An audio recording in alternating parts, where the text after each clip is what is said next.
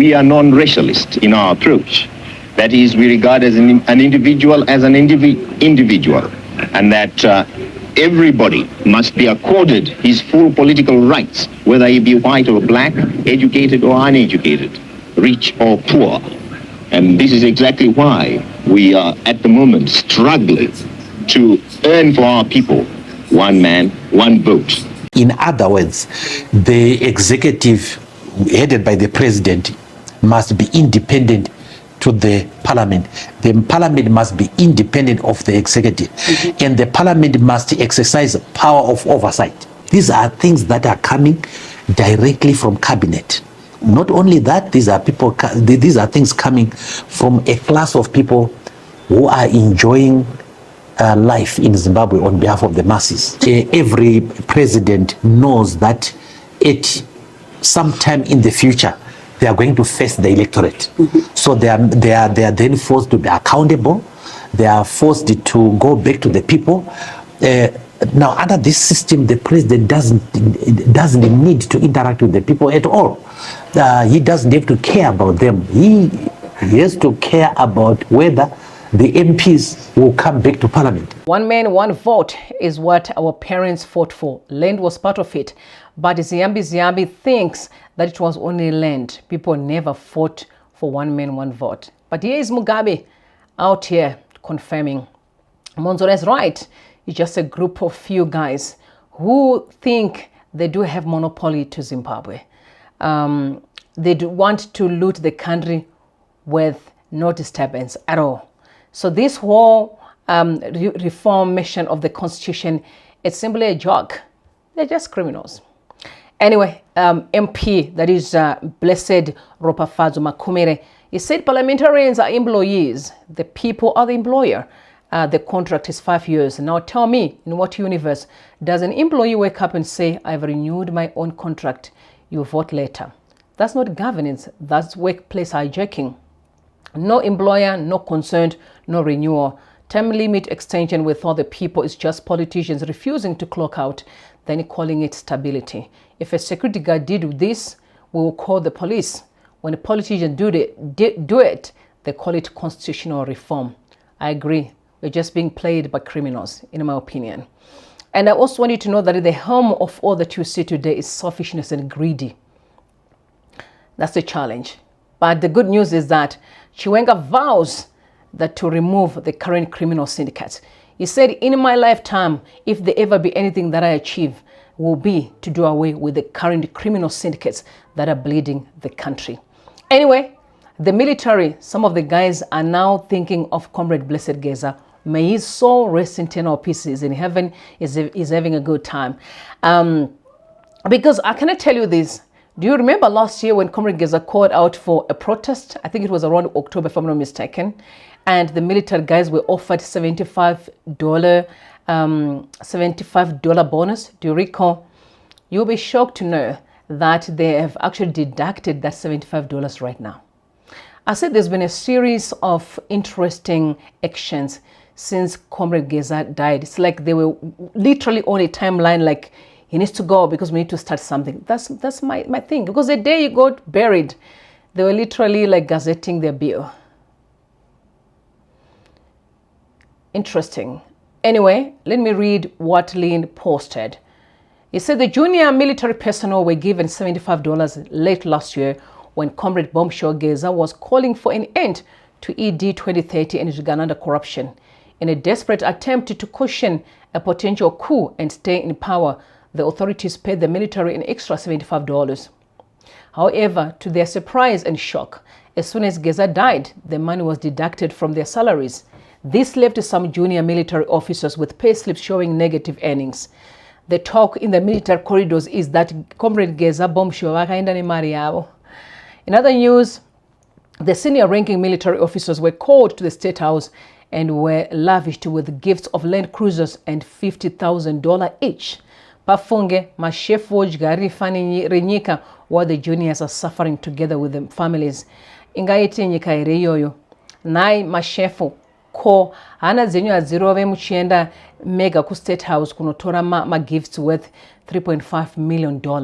Ichikaye mwari monozipwa nazo izi. she's right. But that is our problem in the country, selfishness. As long as I've eaten, I actually don't care about my neighbor. I also don't care about the next person sitting, in my office. It's just me. Selfishness and greedy, disrespect of the highest order. And some of these guys need to be arrested at the right time and forum. Anyway, Ziyambi is actually fighting for the lifestyle. Take a listen. Notably, amendments to term limit provisions do not intrinsically require referendums, as Section 91 subsection 2 endures unaltered, while Section 95 subsection 2b and 143 subsection 1 are exempt as election cycles. We are dealing with electoral cycle provisions, which we are saying, what electoral cycles do we need? And we are saying we want an electoral cycle of 7 years. And we are not touching the term limit provision. We are leaving it like that. And therefore, we are not, there is no need for us to go to a referendum, because we are not touching Chapter 4. We are not touching Chapter 16 on agricultural land. We are not even tampering with Section 328, as it were. We have observed that there are those that are peddling misinformation surrounding the gazetted amendment to Section 95 subsection 2b, including baseless claims that it necessitates a national referendum as an alleged term limit provision. These assertions, as I have alluded to, are profoundly misguided and demand an equivocal repudiation. Section 328 subsection 7 triggers a referendum solely if a term limit amendment prolongs an incumbent's tenure for one who occupied the office pre-amendment. In other words, if we had amended and we say we want a third term, and we want the incumbent to benefit, then we need a referendum. But in our amendment, we have never mentioned that. If you go and read it, nowhere where we are seeking that we want the president to have a third term. All right, guys, I know some of you, it's your first time to pass across this channel. Hello, you are welcome. My name is Rombi, and please, if it's your first time, make sure that you subscribe to the channel and you turn on your notification button. And I say to my regulars, shout out to you. Hope you guys are doing great. Do not forget to thumbs up the video and also share with others in your groups. All right, so moving on. I have one reason that I kind of respecting Mnangagwa is that he has played all his dirty games openly. Okay, openly. For those that are in the structures of ZANU-PF, they know exactly what used to happen when people were being thrown in acid, my accidents, you name it, my abductions and torture. They knew it, but they could not just speak truth to power. So meaning all the dirty works that have been happening in Zimbabwe were done openly. Even though Zimbabweans were turning a blind eye, now the whole country is infested with toxicity. Imagine if we could have acted on time, we wouldn't be where we are today. Because these bullies never stop. That's why the country is stuck. Because each and every minute they're thinking about what else can we do to keep Zimbabweans in poverty and suffering. So we are literally like, we are worse than those that are in prison. Because at least the ones that are in prison, they have made peace with the situation and they also know when they're going to be out. But as far as Zimbabwe is concerned, is suffer, continue. That is a challenge. And Ziyambi is one of the most toxic bully in Zimbabwe I've never seen. In fact, Ziyambi never won no election in his lifetime. In fact, he lost 2 elections. Most guys within the structures of ZANU-PF cannot win 1 election. They just relying on bullying, toxicity, violence, unleashing it on citizens. They're literally criminals who are surviving on being protected by gangs, underworld gangs. It is sad. Look at the tweet that was written by Wikno Shivayo. So you guys know that Dara went to Geneva and he gave such an emotional speech. That speech caused a bit of tension in the structures of most of these untouchable guys. And Kudzai Mutisi, who literally received a proof of payment, 100,000 online. You can see that proof of payment of 100,000 rand that he was sent by Wikino Shivayo. And is one of the guys that kind of called them Marakashi. They get paid big money. In fact, money has been unleashed. I mean, social media, there's quite a number of people who are eating big monies there just to spew lies, deception, and toxicity. So this is what Kuzai said immediately after they listened to the speech of Dara. He said the government is just too lenient. ED is just too soft. When I'm president, you go there as a citizen, but you won't come back. I'll cancel your passport and a citizen without hesitation. You can't be using our passport to go and Western thugs to impose sanctions. All right, because Matinyarare also felt like Dara was wrong. They did not experience the experience of Dara, but they think they've got answers for him. And the worst one came from Wikno Shivayo, who said, you are right, my brother. ED is just too kind-hearted and as soft as wool. Imagine I ever became president, I would be worse than Kim Jong-un. I would put all those idiots like Fazema Mahere and her clan before a firing squad soon after my swearing in. If authorities visit your house, wana usana picture ya Baba Joan party visible 3 generations, tichi uraya mese, ukamiswa pa roadblock, ukangotadza kuimba osana mukuru life in jail. They feel entitled to the life of almost every Zimbabwean. They feel like without them, you guys should never breathe. This kind of tweet that he wrote would warrant you prison. But no, they're untouchable because Emmerson Mnangagwa will protect them. The question is, how long is that going to last? Because some of you are simply digging your own graves.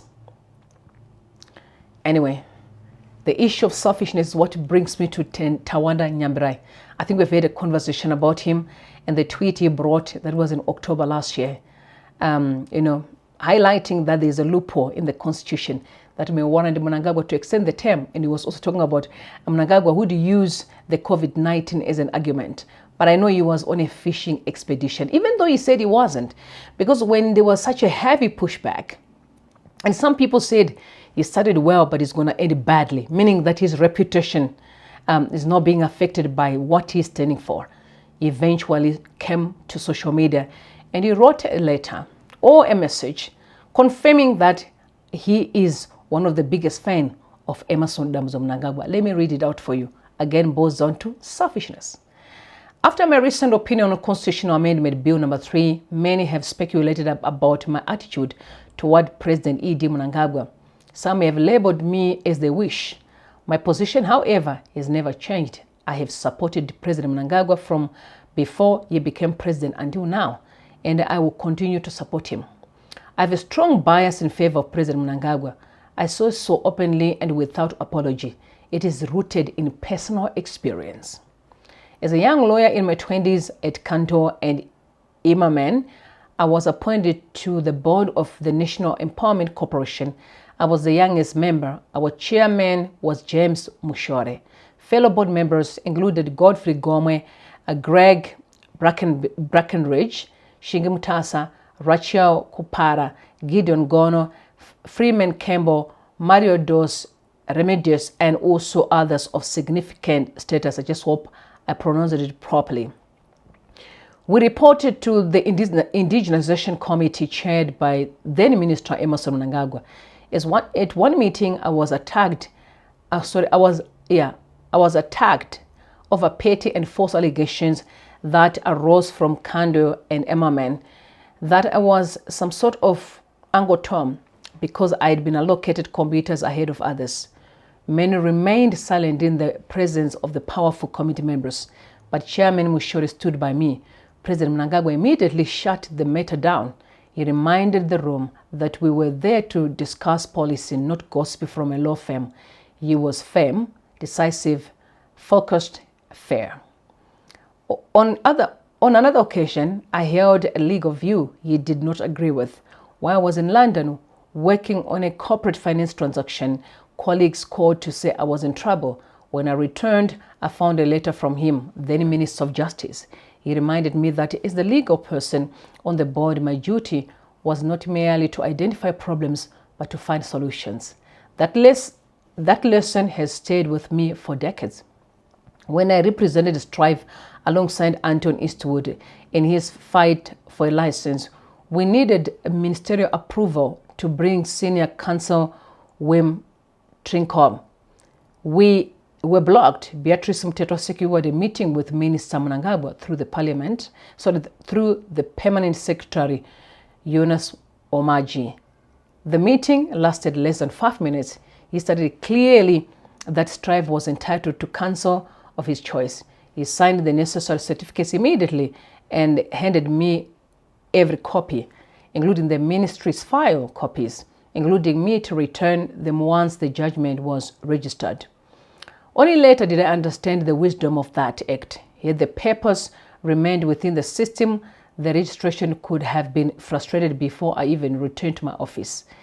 In 2002, when my farms were taken, the late Vice President Musika told me plainly, the only person who can resolve this is Emerson. Through a friend, I met him in a brief meeting. He advised me to vacate and wait. I did. I waited nearly 20 years. Today, my farms are back. President Mnangagwa has been consistent with me, firm, decisive, fair, at times furious, but predictable in his reasonings and clear in his direction. So when people question my stance, I understand this. My support is not blind. It is informed by lived experience. You may label me as you wish. I do not repay good with ingratitude. I stand where I stand because of what I have personally known. May God show him the same fairness and kindness you've shown me. All right, so that is actually Tawanda Nyambirai. He's written such an incredible piece, but what I've noticed that it's all about what he benefited. Let's talk about those that have not benefited anything. Zimbabweans whom Mnangagwa has never listened to. As he was addressing the youth, all I saw was poverty. Those are desperate Zimbabweans who may need the same attention, but they will never get it because all those bootlickers that surrounds him will not give them a chance. So that's one of the reasons why, Mr. Nyambira, I'm sitting here, is we are sick and tired of a country where just a few are benefiting, but the rest of the country are suffering. The money that's being stolen in Zimbabwe, in billions, could change the lives of many, but that is not the case. So, Mr. Nyambira, congratulations. But as far as we are concerned, 2030 will not see the light of day. That's all we can say. It will not see the light of day. Anyway, Chris Mutsvangwa has joined many people to say it's actually very risky for Mnangagwa to consider 2030. No 2030, extending his term. He's too old now for him to play around with people's lives. Take a listen. My name is Sanyatwe. I want to understand what will it take for the persuaders to persuade President Mnangagwa to go beyond 2028, and are there any indications that the persuaders might succeed in their bid to President? It's a personal decision. It's a personal decision. It's him. You see, he saw what old age can do to a leader when he was vice president in the First Republic. So he must be very conscious in his mind about at what time one should go or not go. He is a very intelligent man. He has been long in the trenches, surviving. In fact, those who are against Zimbabwe, they actually wonder how he has survived to eventually be where he is today. So he's gone through it all. As things stand, he is of very sane mind about running this country and where he wants to go.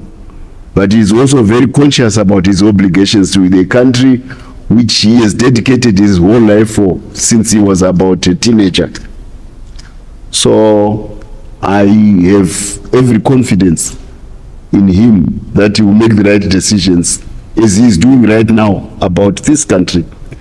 By the way, in all the scenes of the economy which I've been describing, gold, tobacco, steel, I've been working with him. I completely agree with Chris Mutsvangwa. It's time for Mnangagwa to understand that he is way too outdated for the current generation. Sometimes walk out with grace, or at least build your own personal legacy. It may not be perfect, but the fact that you honor the rules.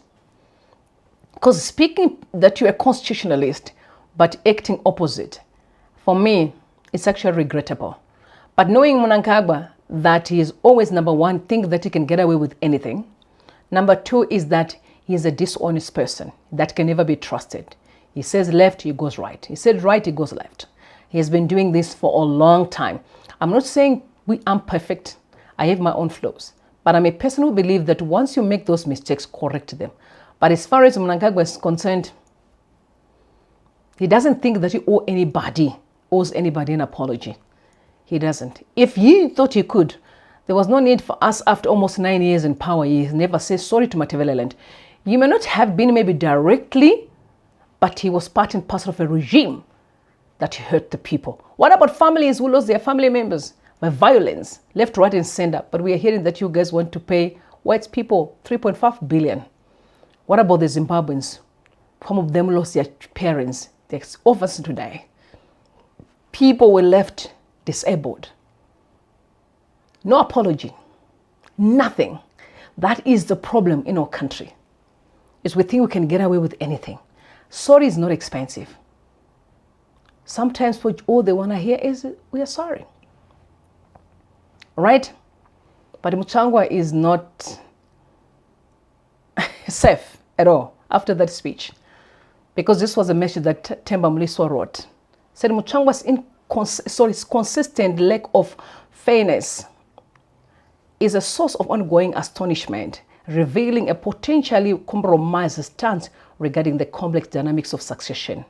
In this stance, he sees upon a straightforward inquiry to audaciously prescribe to the president the course of action he ought to pursue. Rather than explaining that the matter of extension is a part stance, he implicitly instructs ED on what course he should take. The president has articulated his position on this issue with clarity. He does not require Mutsvangwa's ambitious ideas, seemingly fueled by whiskey, to chart his path.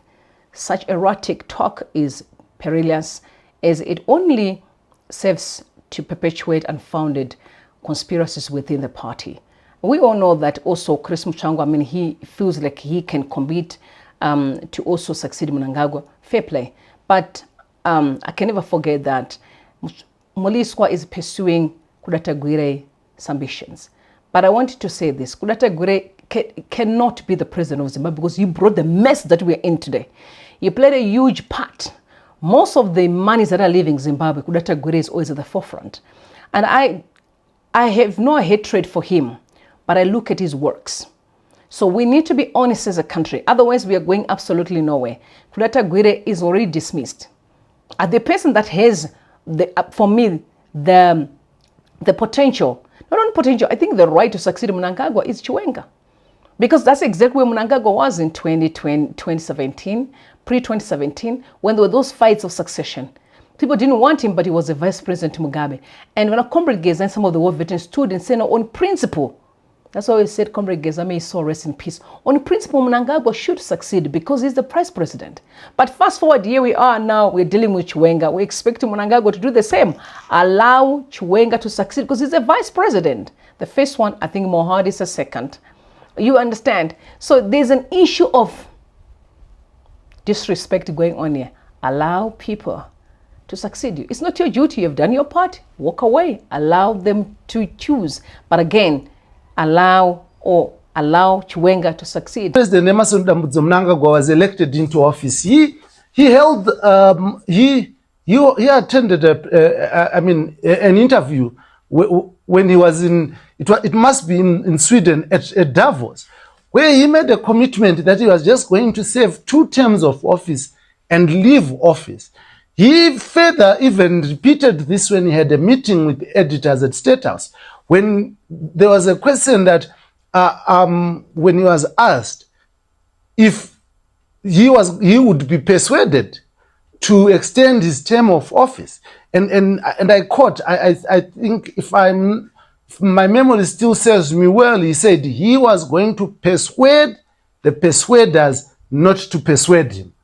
And just a few days ago, I had an interview with Wilbert Mbayiwa, the president of the National People's Congress, who said that the people of Zimbabwe must just prepare for an election in 2028.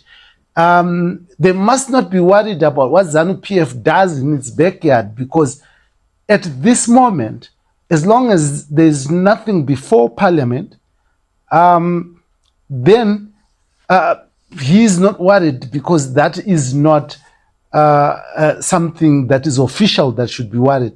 And he believes that the president himself would actually refuse any term extension.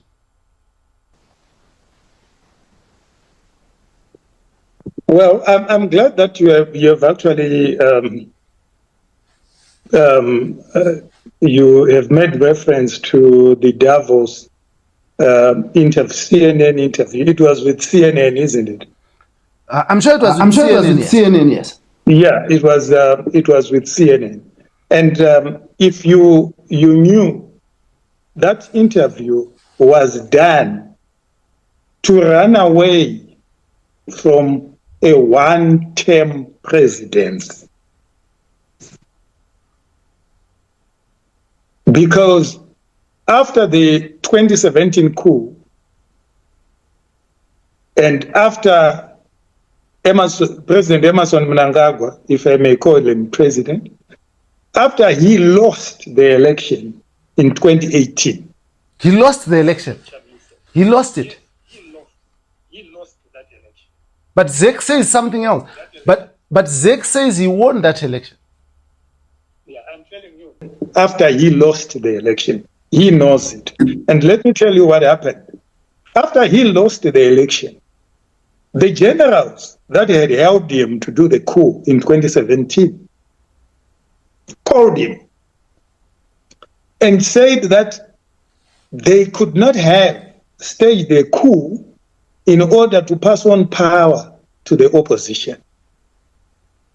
They had anticipated that he, Mnangagwa, was going to win the election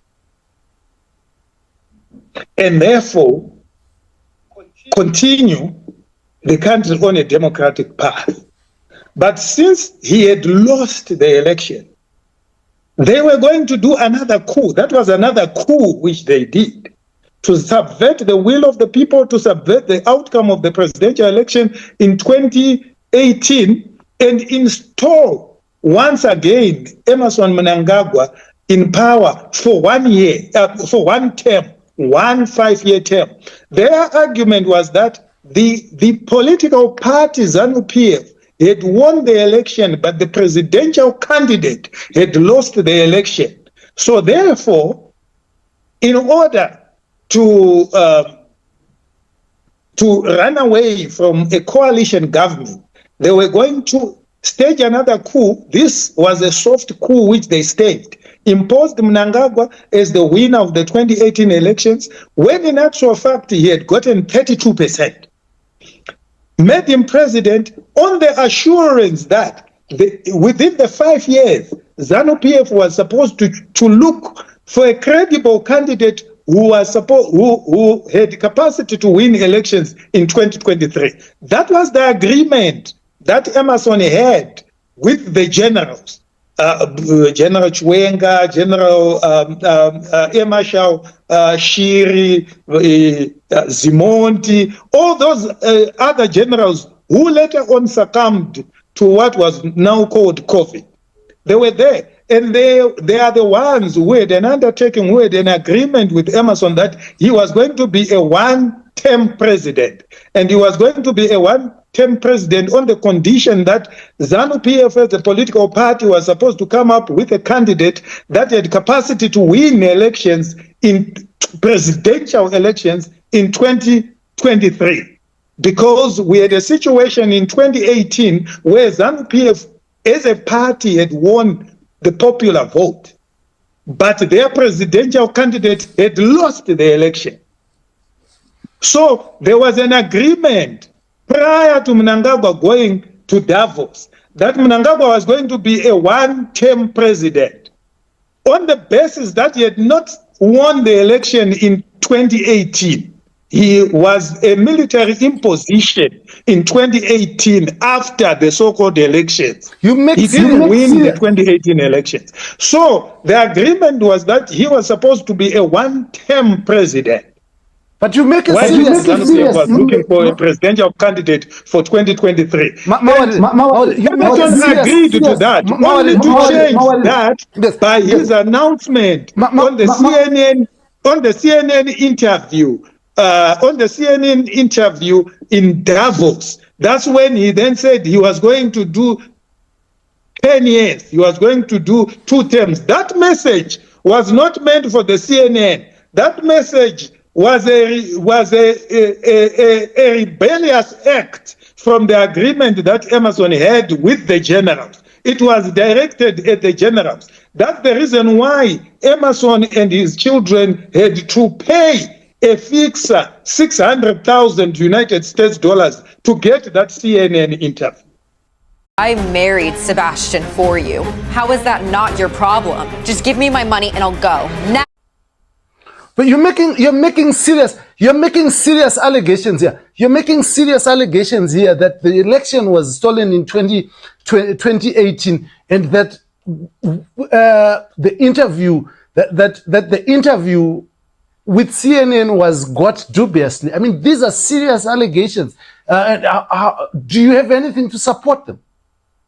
There are people that are there. There are people that are there who actually witnessed money being transferred to a Zimbabwean who lives in the United States, and that Zimbabwean is the one who alleged that he was using the 600,000 to fix an interview with CNN. CNN wasn't involved there was no money that got to CNN. But the Zimbabwean who organized that interview purported that he needed 600,000 United States dollars to fix that interview. And that interview was so important to Emerson and his children, because that's when they wanted to break the agreement that they had, the one presidential term agreement that Emerson had with the army generals. And that's where the friction started. And that's what led us to the attempts by the military to change the situation in January 2019. You know of those upheavals, you know what happened in January 2019 during the fuel crisis. So that was a reaction by the army to what Mnangagwa had done, breaking the promise that was between him and the military, that he was supposed to be a one-term president. So when he tells you that he's going to do 10 years, he's lying, he's just buying time. He agreed to doing just five years, and he broke that agreement with the military. And what then followed was a systematic extermination of all those generals who had an agreement with him. And maybe the only ones that are left now is General Rigeje and Vice President General Chiwenga. They are the only ones who have survived that. But Chiwenga survived after being poisoned as well. So when he says he's a constitutionalist, he's lying. Where have you seen a constitutionalist who takes over power through a coup? There was a coup in November 2017, which resulted in him being president. And a constitution is a coup is a subversion of the constitution. So someone who did a coup can never tell you that he's a constitutionalist. What kind of a constitutionalist is that? The constitutionalist who comes on the backdrop of a coup. All right, guys, tell me what you think in the comment section. I'd really love to hear your thoughts. Please do it respectfully, and don't forget to share, like, and comment. Until next time, I love you. God bless you, and God bless Zimbabwe. Bye for now.